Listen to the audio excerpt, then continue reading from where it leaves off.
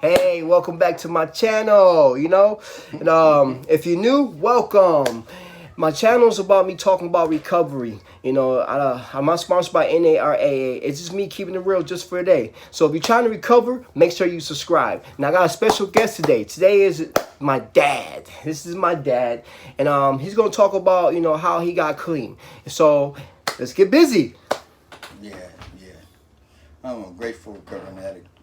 Yeah, but I can say when I started out getting clean, I believe I started out out of resentment because some things I didn't like and I wasn't in no control of, so I decided to try getting clean, but I didn't get clean overnight. See, I got about 20 years in the program, and man, it's been rough. So I've seen some ups and downs. I've seen some of everything. I heard some of everything that coming through the program. So if you're there, stay there, and they say keep your ears open, your mouth shut. And for one, I had to learn the hard way.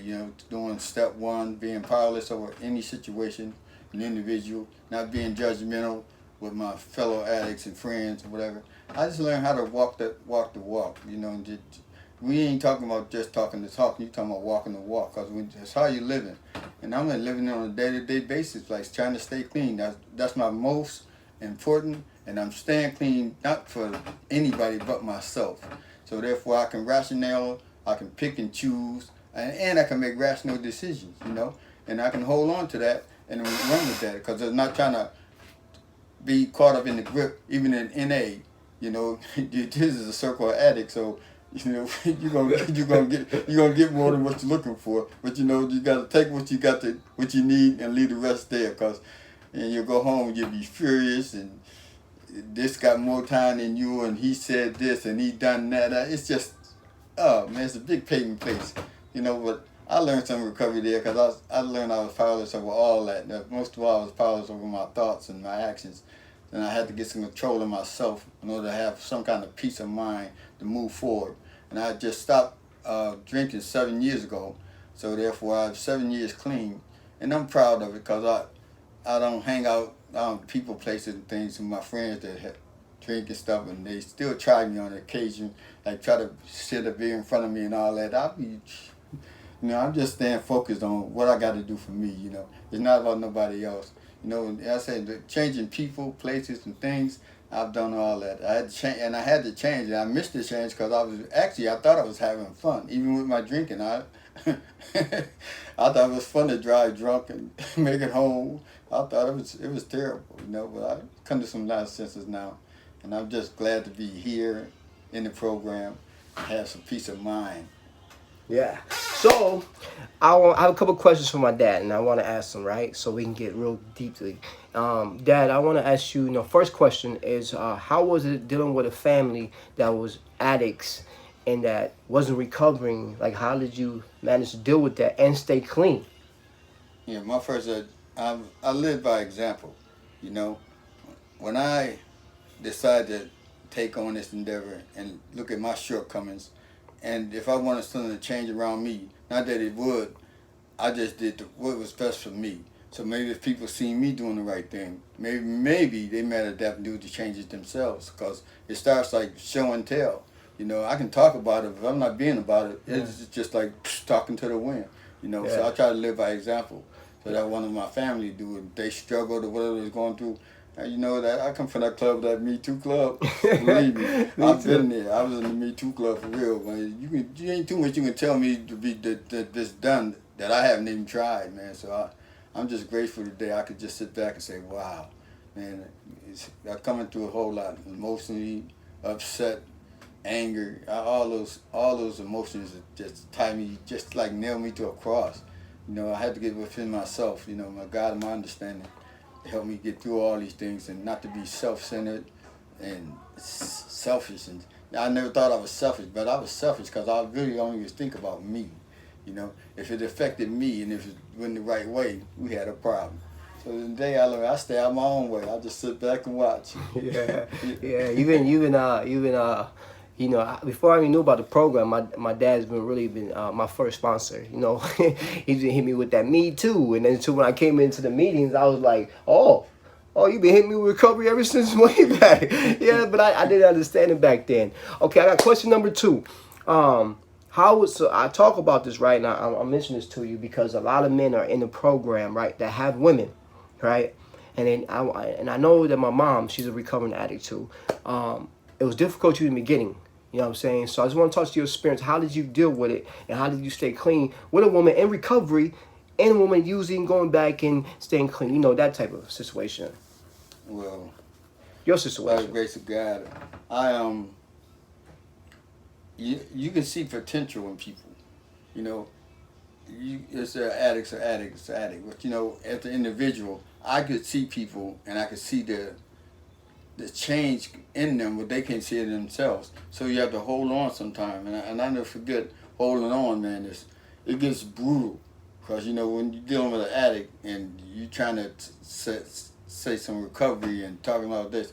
And I remember taking a ride with my wife, and this is early in recovery, and I didn't want to use, so I think we was at a wall, and she still wanted to have fun using and whatnot, and I offered her. I said, look it, I got $200. Take the $200 and just get out the car and just leave me alone. And in that moment, I guess the bells rang. She didn't take the money. She didn't really want to get out. Because I was good for it. I mean, it wasn't no thing to me. I was a working man, you know. So, but you know, that's what I knew. She really wanted to recover. She really didn't want to get high. You hear me? Because when I gave her the big test, you know, gave her the money, she could have hit the street and I would, hey, go ahead, do you, I'm gone. Yeah, but you know, sometimes you gotta put it out there like that, man. But if people really want to recover, that's a sign of I want to recover. Because you offer me $200. Yeah, I'm gone. I'm gone. I'm going to get high. I hit the streets. Yeah, it's over. It's over. Yeah, but just sticking to recovery and having it one and then being a part of, man. Let's say just hold on, you know, because you're gonna have some ups and downs in recovery, and it ain't always gonna be peaches and cream, man. But with the knowledge that you're gonna get in the end, first you're on yourself. See, I learned a lot about myself. Cause I never thought I was self-centered and all this, that, and other thing. I never thought I was like that. But I was like, shit.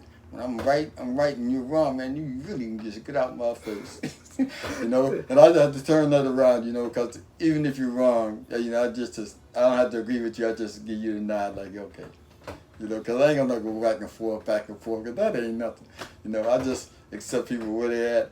And hopefully one day, God willing, they'll change and they'll see some other side, and then they'll say, well, what? I remember you said that a long time ago. I said, yeah, I know it wasn't going to be easy. I said, especially in the midst of an addict and dealing with addicts, and if your wife's an addict or your girlfriend's an addict, and that's a hard, stay in that, whoo, man, you got to put your gloves on, buddy. So it's going to be a rumble all the way to the end, you know, but you got to like stay focused, you know, don't let what they do determine what you do. And all that, man, because I can see it's easier. You're going to stick and stay. You're going to take a few jabs here and there, and you ain't going to like it, but you're not going to use. See, don't use no matter what. No matter what. No matter what, because sometimes it's going to hurt, boy, and you just want to give up the ship, but just hold on, because it's going to get better. And I can't tell you when, but I can tell you one thing. I remember taking a ride, and I was saying that that compassion to get high, that drive that you got in that you want to get high. And I told somebody, I said, well, that'll leave you if you just hold on. And then they hold on about a week or two and they say, how long I got to hold on? I say, just hold on. Just keep holding on, because it'll leave you. That urge to get high, the urge to use, it will leave you. But you got to put your work in. Just hold on. And then one day, you won't even think about it. And I tell you that from experience. That's how I stopped. And I just hold on because I didn't want them, and I stopped just like that. And I hold on, and I hold on, and I hold on. And one day I didn't want to get high no more. I remember when I first smoked weed. I started smoking weed when I was 19. I guess I smoked so much in the time I was 13 to 19 that I had more than enough. I would feel, God help me with that, because he just took it away from me. I didn't want to get high no more. I've been getting high from 13 to 19, and man, I was getting weed, smoking weed, and weed was $17 an ounce. $17? An ounce, and I was 13, 14 years old, and my buddy up the street was the dealer. Man, I didn't even need money. He was here, boy, pay me again. I was just loving it up, man. So what God took that away, I'm so grateful for it because, man, I ain't see myself stopping. I just stopped. I said, wow. I said, this is real serious stuff. You know, he helped me with that. Just took it out of my. I didn't have no desire to smoke any more weed, and had plenty of it, and just let it go. So I understand that, but nowadays I see my nephews and stuff smoke weed. Oh man, they smoking like a chimney. They smoking blunts. I mean, taking 10 blunts in a day. I mean, wow. I come up smoking all 2 or 3 hits and put it out. Or pass it. Man, nowadays, man, they going the whole distance. They got the White Owl tobacco. Now they even got to get the cigar and get the tobacco out. They make the skins. So this has changed. Oh, man. Yeah, it's rough out there, man. But just hold on. If you're not using, don't use. I mean, just try your best. Don't use, no matter what. And when they say no matter what, it's going to be death or whatever. Don't use, because it's not going to solve anything. It's only going to throw you back in the loop, and man. But just hold on, man. Because I say life gets better, man. And I can actually rationale things, like I can think some things through. And I am not right about everything, so I know I have to watch out about being right. Because when I think I'm right, you have to get out the way. Yeah. But I thank God for recovery, and man, I'm just glad to be in the position I am. Because I learned a lot in these years of coming up through the using and not using. And so it's been a rough thing, but most of all, get your blue book out. You do your step work, start writing about yourself. Things you can write down that you ain't gonna tell nobody, that you're gonna see on yourself on black and white. And that's gonna help your recovery 100%. Writing it down, how you feel and what you're going through. And then look at it from time to time. You'll see that you change, and it helps out. Well, thank you. That's our show. I want to thank my dad for being on here. The wise words. I've been listening to my dad, and it's been working, man. I remember one time he had told me, he says, "Man, I don't want to come to you when you're 35 and say, damn, you should have got your life together." So ever since then, he said it, right? It's been my motivation to get my life together. He's been my role model. So I hope you really listen and paid attention to my dad. If you got any comments, if you got any questions, just make sure you comment and leave us some questions, and we'll get back to you. So just for today, stay clean, and we're out.